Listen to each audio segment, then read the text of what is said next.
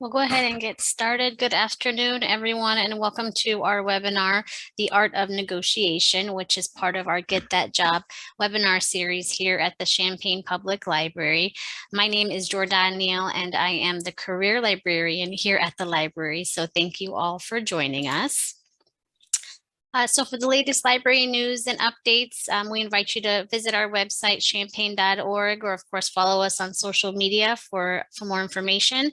The library is open and we are also still offering our curbside services. So again, please visit our website or just give us a call for more information. Moving on to a couple of Zoom features available to you that might help during this webinar. There are some buttons or icons at the bottom of your screen, depending on your device. On the far left, you have the options that control your sound or your speaker. Moving to the right and within the center of the window includes a chat and raised hand option. You could use these options to ask questions or share any comments. I'm sure our presenter will be happy to pause for any questions, but it might be helpful to save those until the end because they might be answered during the webinar. We invite you to type those questions into the chat or raise your hand, and we can unmute you if you prefer to speak and ask your question. I'd also like to remind everyone that our webinars are recorded, so please be mindful when you share those questions and comments. Finally, I would like to introduce our presenter, Mike Firmand, who is the Associate Director for Career and Professional Development in the Graduate College at the University of Illinois at Urbana-Champaign. Mike has previously and graciously presented webinars on behalf of the library, so we are grateful that Mike has returned today. So with that, Mike, thank you again for joining us, and I'll turn it over to you. Thank you. It's my pleasure to be here today to talk about negotiation. As Jordan mentioned, feel free to use the chat. I will save some time for questions at the end. So, maybe hold off in case we do get to that content in the talk.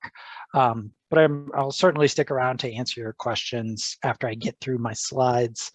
And one other thing that I'm trying to remember what I was going to say while I get my slides ready. Oh, yes, that I do have some links on the slides. I will do my best to put those in the chat as I go through them, and I am happy to share these slides afterwards as well. But let's get into it when we talk about the art of negotiation. And when you're negotiating, usually that means it's because you received an offer. That's kind of the catalyzing event that leads you to have this type of conversation. And so I think it's important to kind of start at that point where the offer is extended to kind of kick off the process with what you would want to do. So when that offer comes, usually it's given to you over the phone. You've already had an interview or two, and you might be kind of expecting that good news to come, and that phone call pops up.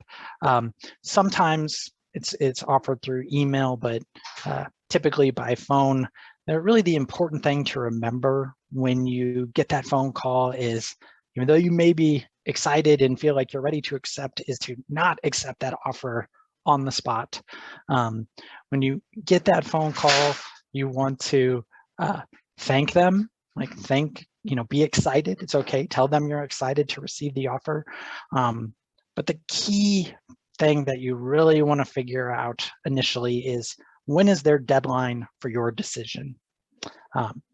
It's okay, they may go over some high-level items. They may tell you what the salary is or tell you when the expected start date is, but they're not going to give you every piece of information you need to determine how you want to approach negotiation.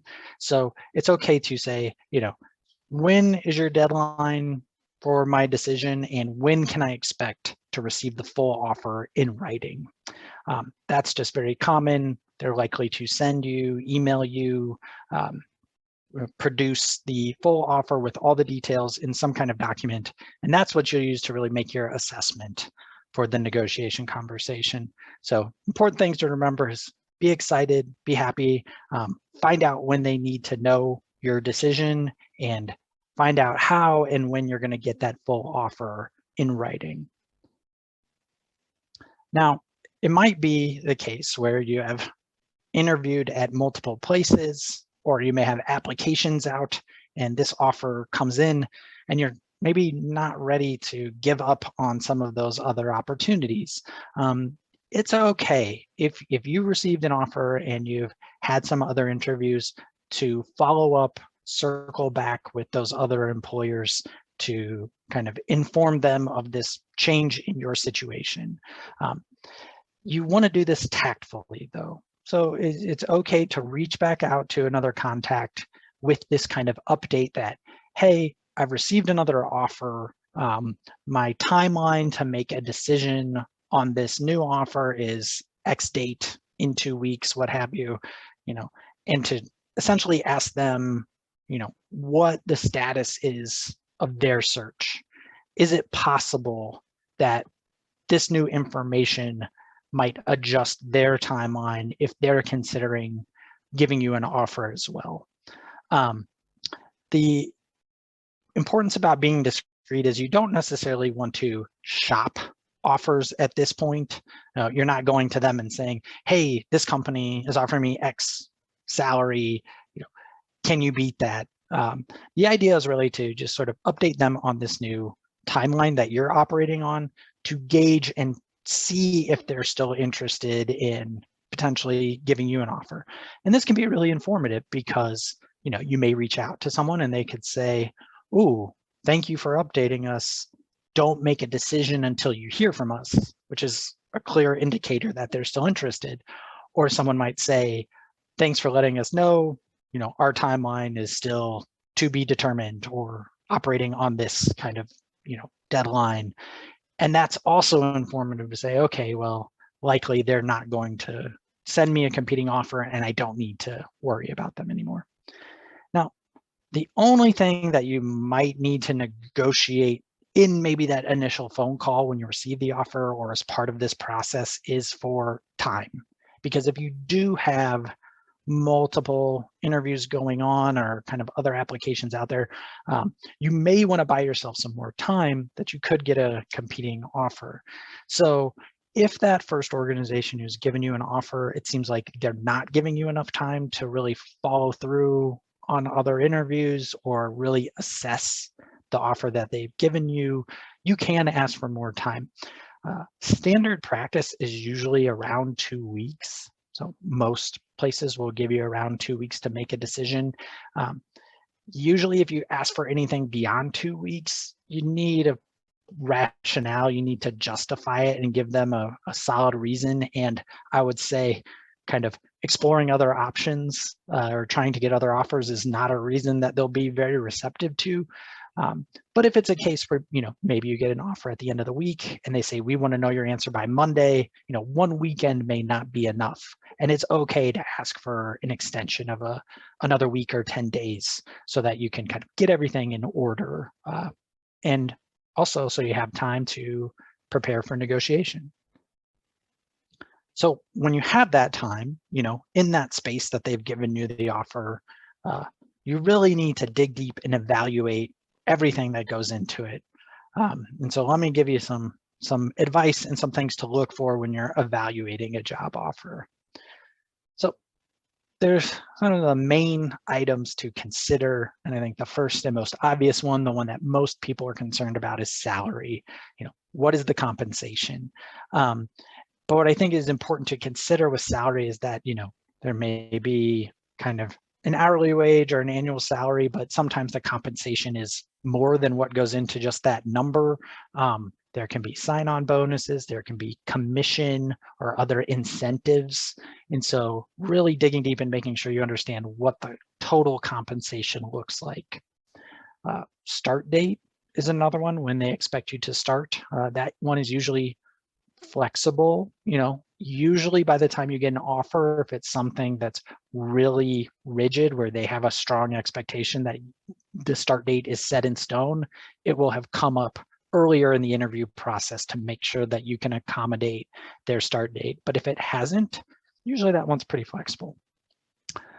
Making sure if it's a different location or it's a new place that you're familiar with the cost of living, which can inform the compensation and the salary to see sort of how much bang for your buck you'll be getting.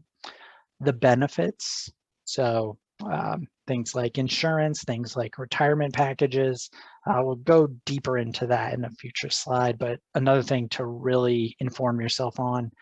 And then, things that may not be necessarily like embedded in the written document of the offer, but the place itself, the work environment, the job. They're not things that are necessarily written in the contract, but they're things you need to consider in thinking about that offer, and the whole package is, what would it be like to work here? So let's start with salary, which is, usually the thing most people want to negotiate, or the thing people think about the most. I think it's important to do some research and sort of know what's common for that type of position. Ideally, in an ideal world, they may have already communicated what they were planning on offering at some stage in the interview process, or maybe the salary was listed in the job ad. That's not always the case, though, and so the offer may be the first time that compensation is brought up, and you may not know, is this normal? Is this competitive? There are websites such as salary.com, Glassdoor, and that weird one in there, which I will pull up and put in the chat. It's the Bureau of Labor Statistics Occupational Outlook Handbook. It's essentially the federal government's database on professions and jobs. There is some salary data that you can find there. I usually recommend, going and getting as much information as you can, not fixated on one source. So check some websites, talk to people, look at other job ads for similar positions to see if salaries are posted, to really inform yourself to know what's common. And then, as I mentioned, if there are other pieces of compensation that are listed in the job offer, some offers will even communicate, what an annual raise may look like, or when there are salary reviews as you begin. And so making sure sort of all the pieces of compensation that go into it. And as I mentioned before, salary is important, but it's not like fixed based on where you live, where the job is. And so considering cost of living, if you plan on working in Champaign, Urbana, cost of living is relatively reasonable compared to other places. But if you're looking for a move to, someplace like Chicago, obviously the cost of living is significantly more. So doing some comparison is important. There are resources to kind of gauge that. I like the one from CNN that I just put in the chat. If you plan on, working and living somewhere else, it's good to, compare that cost of living when you factor in the salary. And then talked earlier about that start date. So when do they want you to start? This is often more flexible than it may seem when you get the offer. Again, I would expect, if it's something very important to them and sort of rigid and sometimes immediate, that should have been brought up earlier in the process before they picked you as the top candidate, because it would have been a high priority for them. Sometimes lost in the start date discussion is the idea of that may be when you start, but when is the first paycheck coming? Depending on when you start and how often you get paid, whether that's monthly, every 2 weeks. Sometimes you may start kind of on an off period. And so it's important to get some clarity and figure out, okay, if I start here, when will that first paycheck come? What will that look like? And so that's another thing to think about when you're kind of thinking about start date. It's not something that isn't commonly asked for. If you had other plans, or you just need a little bit more time to recharge before you start a new job, that it's certainly okay to negotiate for a different start date. So moving expenses. So let's say you are moving to a new place. Some employers, some positions are open to reimbursing some or all of those moving expenses. Sometimes it's communicated in the job offer, but if not, doesn't mean you couldn't potentially ask for it. If it is in the offer, I would really pay close attention to how they describe it. Is it something that you are required to pay up front and then they reimburse you after producing some receipts? Or is it more like a signing bonus where they just have a lump amount, a lump payment that they would give you that they would, in good faith, assume you were using for moving costs? And also to be clear about what those moving costs may cover. Do they just cover transportation, or would they partially cover, first month's rent and a rental deposit, given that you may have to move to an entirely new community? So something to be aware of. I think, by the time that you are applying and interviewing for places outside of where you live, at that point, you really should do your own research and educate yourself on what it's going to cost to potentially move.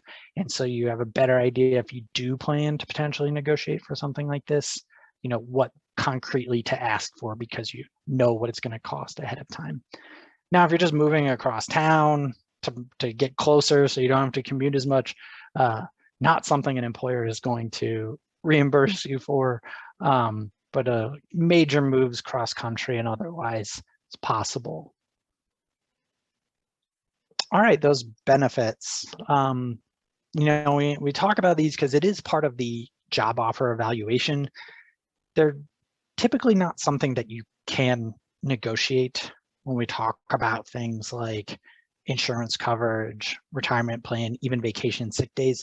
These are often things that are already kind of set policies or bargained as part of a collective agreement with an employer and their employees. And so, it's not something you can typically ask for or need to negotiate, but it is something that can inform you on how substantial or meaningful the offer is. What kind of insurance do they offer? Medical, dental, vision, life, these things are often compartmentalized and separated. How much would you have to pay to buy into these insurance plans that the employer covers? An employer will cover some, but usually not all of the monthly premiums, and then the rest will have to come out of your paycheck. And then how much will your copays be? What kind of networks do you have access to? Will it cover dependents if you have a family? And what will those costs look like? These are things that, may not be listed very detailed in a job offer or an offer letter, but it is information that you can certainly ask for and should get some idea, some access to while you're evaluating a job offer. So if it's really important, having, myself, I wear contacts, and so vision insurance is a must, and it's not often included as part of the medical, making sure that I pay attention to those specific needs that you may have when you're assessing the benefits. Some employers offer retirement packages that you can contribute part of your paycheck to, and an employer will also contribute money so that it accumulates more. Being aware of what employers may contribute or match into those retirement plans. Sometimes you may have to work significant amount of time for that employer before they'll start to kick in those benefits for you, 6 months, a year. So if that's something you're interested in paying attention to when you get access to different types of benefits, for example, vacation and sick days can be very different. You may step in, walk in the door day one, and they can say, okay, here are all your vacation days and here are your sick days, and use them as you want. And you just kind of have them all right at the start. Others, you have to accrue over time. So depending on how many days you worked, you start to build up your vacation day or sick day bank. And maybe you have a vacation planned a month into starting a job that you already, bought the plane tickets for. And you're not sure if you're now going to have the time for. That's something that you probably could and should talk about, negotiate ahead of time. But usually the amount and how you kind of get access to those vacation sick days is set in stone, and you don't necessarily have the power to get more. If you want to familiarize yourself and do some research with the different terms that come with all those benefits, there are some resources for that. I just put that link in the chat again. It's another Bureau of Labor Statistics glossary. It can be kind of confusing, like looking at those contracts, and there's some like legal terminology. So if you're ever unsure, there are some ways to kind of research and familiarize yourself with those terms. And then I talked about that last piece, like the actual job itself, the work environment. Like, do I know what I might be saying yes to? Do I know like what this job is really about? Do I know the responsibilities? Is that clear? Do I know how I'm going to be evaluated and how often, and what I'm going to be measured on?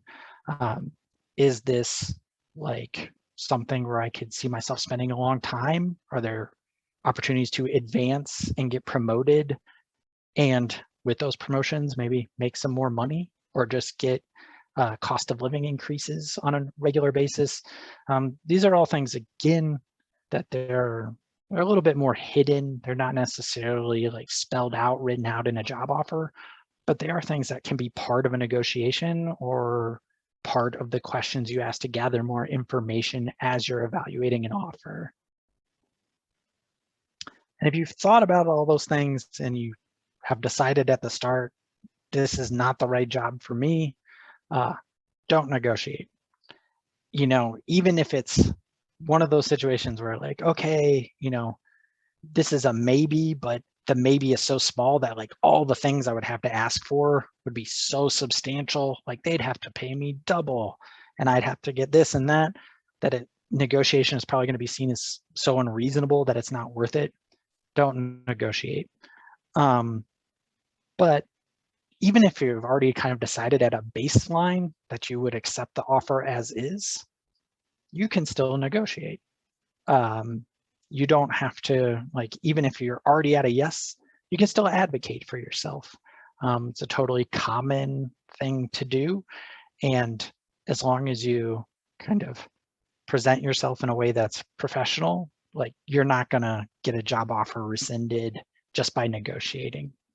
But if the plan is to negotiate, you say, yeah, there's enough here that I could say yes, or I want to say yes, then you need to get a little bit more specific. If you've evaluated the offer as a whole, then you need to identify those specific details that you want to make requests on and think about prioritizing them, what matters most in that, because you can't ask them to change everything. That's not going to be seen as reasonable. So you want to be able to prioritize what matters most. They're more likely to say yes. So think about those needs versus the wants. What is the minimum? What is the baseline to get you to say yes? If the offer is already there, great. Everything is icing on that cake at that point. But if it's not, then be very specific and clear about what it's going to take to get to those minimum requirements. But again, if it is already a yes, there are things you want to ask for, that's totally fine. Think about the things that would make you more successful in the position. Think about the things that would prevent you from accepting the job, and then 6 months later having one eye on job boards or talking to your network about potentially moving on to the next thing because that position didn't make you happy enough. Because the process is really time consuming and expensive for employers, and it's in their benefit that if they want you to come on board, that you're happy and you're not looking somewhere else. So that negotiation can be mutually beneficial because it prevents them from losing you down the road if you just accept the minimum. But again, thinking about, you can't ask for everything, so you got to know what's reasonable, doing research on salary, taking into account the particular dynamics of the industry, the sector, what type of organization, how big it is, the type of position. All of those things come into play. A government job versus a nonprofit job versus a private company, a startup with a very small, 10-person office versus a large conglomerate, some big corporation with maybe a satellite office. All of those things factor into what may be reasonable to ask. And it can be hard to know that, just by looking at an offer sheet. So doing research on websites, talking to people, looking at other job ads, not just taking one piece of information as the first and last, like only this is exactly what it is, will help inform you to get a better understanding of what's reasonable. And again, this is just to belabor the point. I imagine most people who come to like a negotiation talk don't always need to be convinced that they should be negotiating.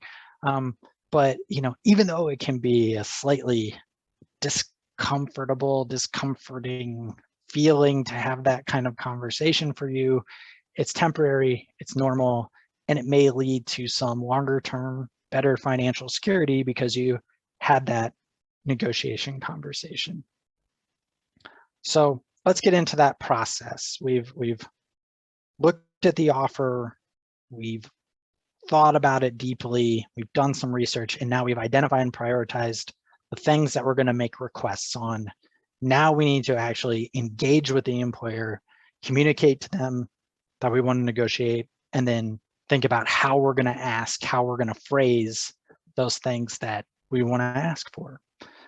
And I'll give you some example wording as we go through, which I think people always find is really helpful. So you've looked at the offer and say, okay, I'm ready to negotiate. You got to make contact with the employer, and I would advise that you schedule ahead of time. So let me explain what this means. You usually want to offer face-to-face or in real time, I should say, whether that's on the telephone, through Zoom, in person. You sort of want to do it in real time. I would advise that you avoid trying to negotiate through email or in a way where you're kind of messaging and then wait for a response. The reason being is because, tone and approach is important when you're trying to maintain professionalism, particularly in a conversation where you may be making some requests. And I think everyone can attest that you can be misinterpreted through something like email. And I also think there's a benefit to, in real time, asking questions and getting information that you can process and respond. So I would advise you want to have this conversation in real time, phone, face-to-face, Zoom. And so you want to contact the employer to set up that time and that mode of having that conversation. Now, that is okay to do by email. It's okay to email, call, contact them and say, hey, I've looked over the offer. I'm really excited about the position, but there are some things in here that I would like to discuss further. I have a few questions to ask. Can we set up a time to talk? What's good for you? We can talk on the phone or through Zoom on these days at these times to talk about these things. Ideally, you want to set that up early enough that you could still have that conversation, negotiate, and they could potentially amend the offer, and you could give them a final decision by their deadline, by the deadline that you agreed upon when you first got the offer. That's why you may need to ask for a little bit more time. And it's not always the case that you can make that work. If there are changes that need to be made, or you just can't get in touch with them until closer to the deadline, that's fine, as long as you are making what I would say is a good faith effort to have that conversation early enough that you could still give them a final decision after negotiating by their original deadline. That's what I would consider to be a very professional approach. It's also okay if you are sending an email or you're setting up this time for negotiation to, I guess, like give them a pre-warning of sort of the high level topics or items within the offer that you want to talk about.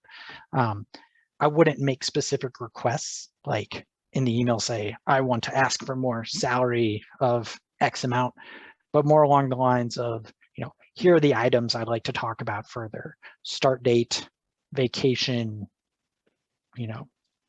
salary. Can we set up a time to talk about these things?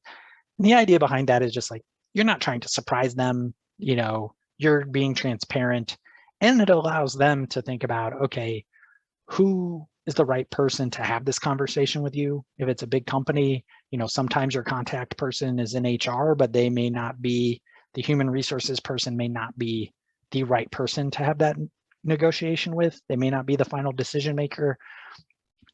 maybe they are. So the benefit of just kind of saying, these are the items I'd like to ask questions and talk about more. You don't have to use the term negotiate.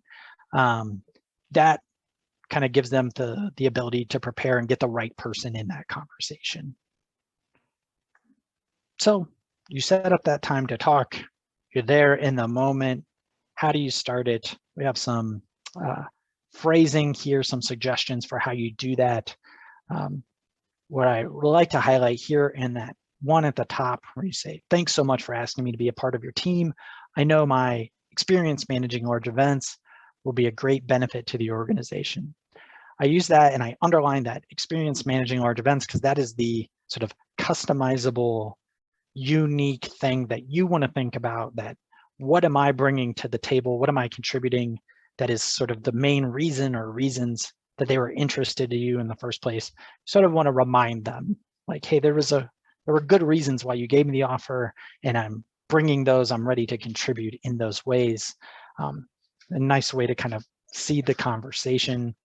Then you tell them, hey, I'm interested in the offer. I want to be a part of this team, but there are some things I'd like to discuss more. I understand if you're not able to make changes in everything, but I really appreciate you talking about it, looking at it, and kind of collaborating on the idea of what it will look like. So you just like show some gratitude, show some graciousness for them to kind of talk those things over with you. I think the reason why you want to remind them about those things, those strengths that you're bringing, how you can contribute, is because they're good justifications for why they may want to, enhance the offer. Think about, how you saying yes is going to benefit them, and remind them of that. So we have some phrasing here. My expectation is the salary is going to fall in a range between 45 to 50,000.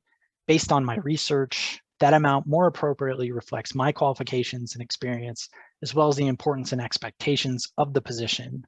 If we can agree on a salary in my preferred range, I'd be happy to accept the offer. So again, that's a little reminder of like, hey, like I am bringing, and things that you can customize there, what qualifications, what experience, what specific important aspects of the position that you can contribute to as justifications for why you're asking for more. Another thing in that phrasing to point out is the idea of offering a range, particularly when you're asking for salary. I think it's a good practice to give the employer a range. It just communicates some flexibility. And, typically when you're giving a range, the idea is that you would accept at the bottom end, and knowing the employer probably isn't going to see your range and give you the top end automatically, that really you're giving them a range big enough that your like goal is more the midpoint. But it gives you some options, some flexibility, and I think is just generally a good practice to give them a range. All right, so one potential conversation, this is what a point I'm going to make. You want to aim to have one conversation. So you set up that time to talk. That is the time where you're spending, making your requests, having that negotiation. So for that reason, you want to make sure all the topics that you care about are brought up in that interaction. So, this phrasing, for example, if we can get to this amount in salary, I'm ready to accept. I'd be satisfied with the offer. If that's something you can't do, let's talk about this other thing that I care about too, that I may want to ask for. The reason being is because it can be seen as unprofessional if you introduce new items in further conversations. Now, further conversations may happen. After you have that negotiation, they may say, well, let us look into it, we'll get back to you. And then they may get back to you with an amended offer or corrected offer. And then you may have to potentially negotiate more if it's not quite there, or you're not ready to say yes.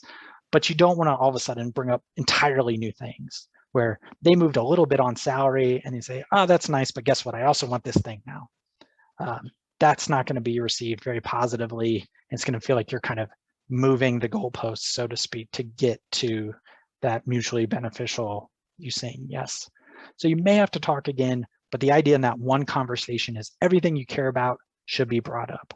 Now, again, that doesn't mean that they might not bring up new things. So maybe you didn't bring up, working from home, but then in the second time they talk, they'd say, well, we can't really move on salary, but what about you can work from home a couple days a week now? That can happen, and that's part of the process, but you don't want to be that person. You don't want to be the side bringing up new items. All right, just some more examples. And it's really just examples of ways you can apply some leverage in a negotiation in terms of how urgent or how immediate things are. That one at the top where the idea that you'd be willing to accept the offer right there in the moment if the employer could meet your demands, and then you would no longer pursue potential other interviews or consider other offers. I mean, if you're comfortable with that and you're honest, you're not making those things up, then that can be a way to apply some leverage. Again, don't make up non-existent offers or interviews because you could get called out on them. I have worked with people who have been told, in a negotiation where they have said, if you can produce a competing offer for that amount, we will match it. But that meant they had to bring the receipts. That meant they had to produce the actual document. So being honest at a bare minimum, but if those things are real, then you can use that kind of tactic to apply some leverage. So just some possibilities there. And so you're thinking about those possibilities, like when you're planning your negotiation, like map out the conversation, think about your priorities, and think about what each one would mean if they said sort of yes or no. You can even make your own kind of decision tree or write out the different things that you care about, and think about if they can't move on salary, what else would I consider to be reasonable and would also want, or what combination of things could get me to say yes.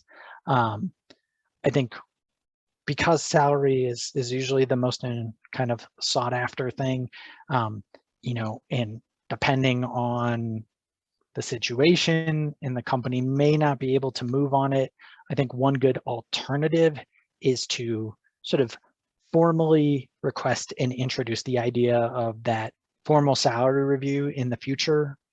So the idea that maybe you're willing to accept the offer as is, but you want to know, when's the first time that we're going to take a look at salary and have this conversation again. So in some ways it's saying this conversation isn't over, it's just paused, and I'd be willing to start and show you what I can do in the position for 6 months to a year, and then we're going to bring up this conversation again. And so asking that, when is the first opportunity for having a formal salary review? They may already have it in place, and if they don't, the negotiation is a way to advocate to say, well, I want to do that. If I can accept this today, we're going to talk about this again down the road when I have more evidence of why I should be compensated in that way. And just some general advice, like, okay, maybe salary is the only thing you care about, but and that's fine. You can certainly negotiate for just one thing, but I would avoid just like only fixating on just like one item. It can be a give and take. So if there are things that are really important to them and they're not that big of a deal to you, show some leniencies, show some flexibility, be open to different alternatives for ways that they can make the offer more enticing. Even if they're not the most important thing to you, they could make your life a little bit easier and make you more successful in the position. And I know a big one right now is the flexibility to work from home.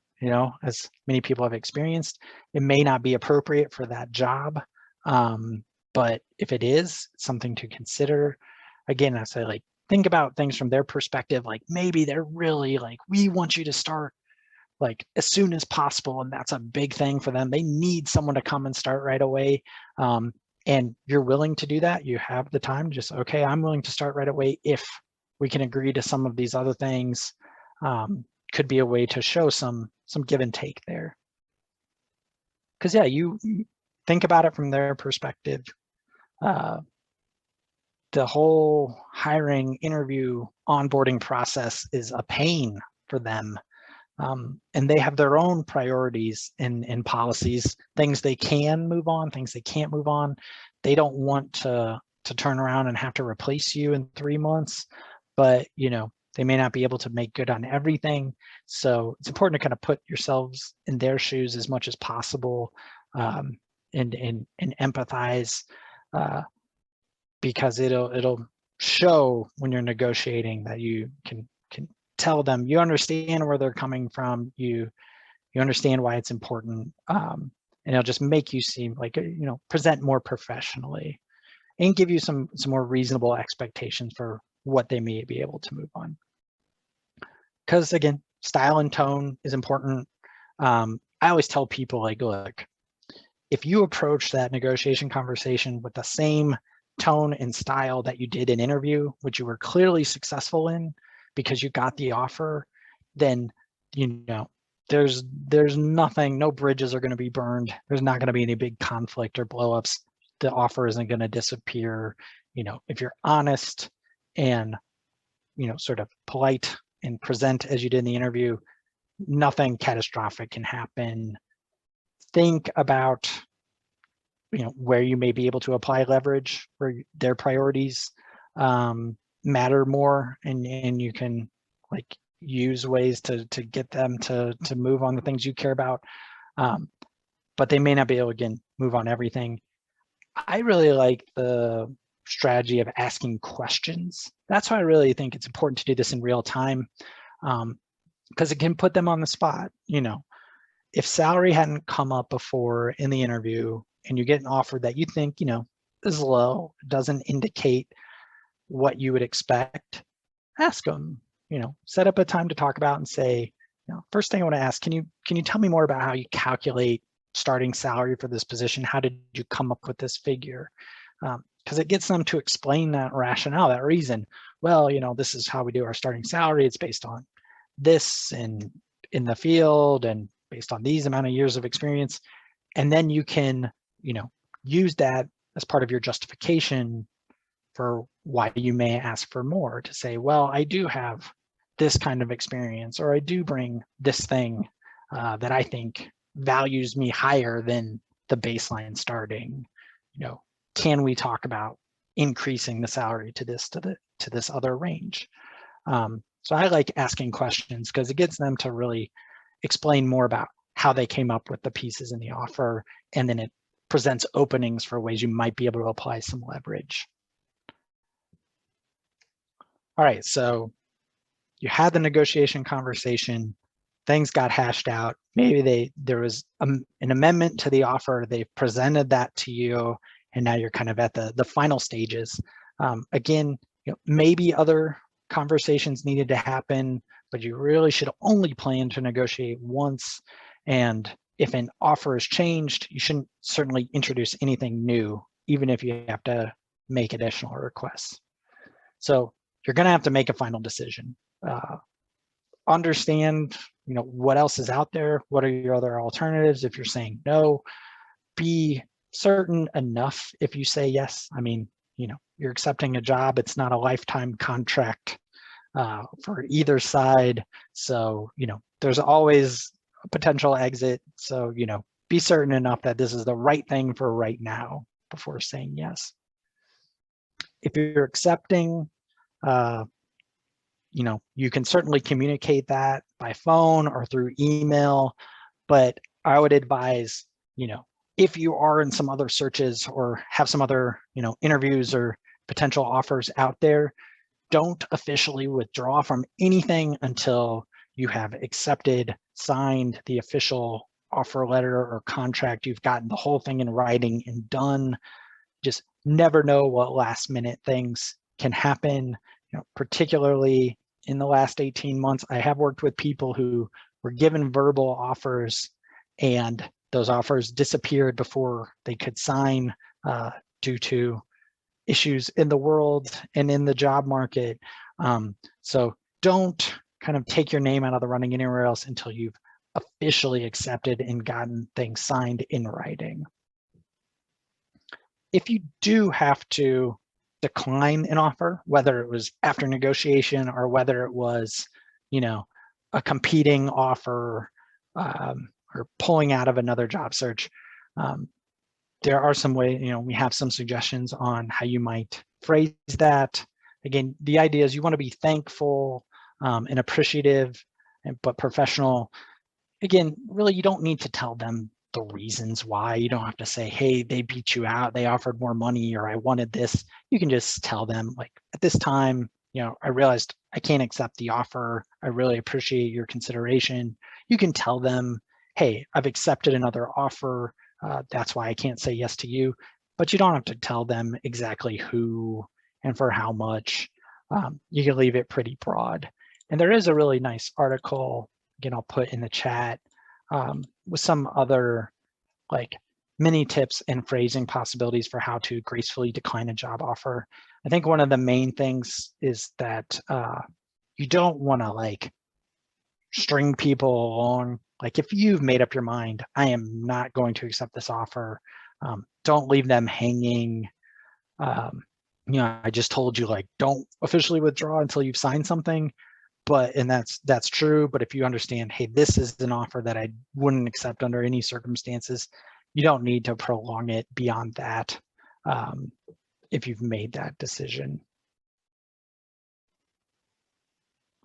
And then since you've, now maybe you've made a decision to accept an offer, you got to look ahead, whether you said maybe you had to move, maybe just the idea of like, okay, well, now I got to get myself to a new place 5 days a week. What is that going to look like? Where am I parking? Or what bus am I taking? Or what are the bike paths to get there? So how am I going to get there? Maybe you have to change your wardrobe, needs an upgrade or a switch up. You have to make those kinds of decisions. But also, it's a hectic time. Don't forget to celebrate. Don't forget to take some time to recharge. It's a good achievement to get an offer and accept an offer. So you certainly should take some time for yourself to recognize that achievement and celebrate it. All right, so that is the end of my content, the end of my slides. Looks like I think I did good on timing because that leaves substantial time for potential questions that I'm happy to answer.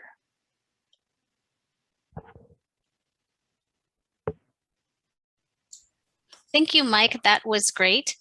It looks like there is a question from the audience. I'm going to allow you to speak. Rich, if you looks like you want to talk. Or you can type your question to the chat, whatever you're comfortable with.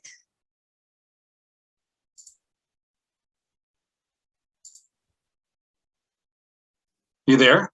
Yes, we can hear you. Oh, sorry about that. Mike, excellent. I really appreciate it. It's super. And everyone can hear me, or just Mike? I'm sorry, Susan. Everyone can hear you. Okay, let me make some. I've had a little experience at this.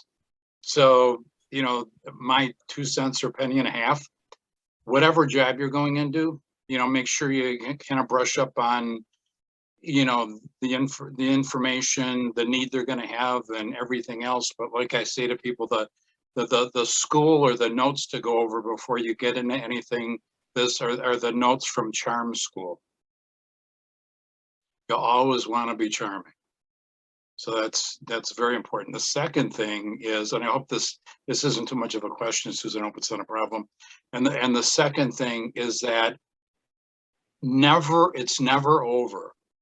And Mike might attest to this. He might even have some statistics on this, but you'd be amazed at the people they go back to give the job to, and they turn it down and they think of you.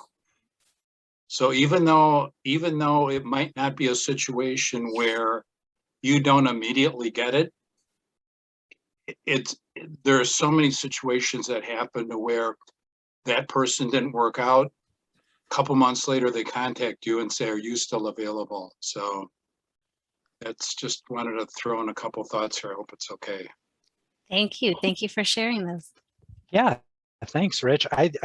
I wish I had like the empirical evidence, but I certainly agree with you from anecdotally that I've seen it happen, sort of in personal and professional circles, that, a candidate pulls out after getting an offer, after the process got dragged out, or, a search got prolonged, paused, and then they may come back to you. So you're 100% right that it's kind of, never over. And I've even seen cases where someone didn't get an offer, but then the company, a few months later, another position opened up and they said, well, we don't even want to bother with the search process because we were this close to offering this other person anyway.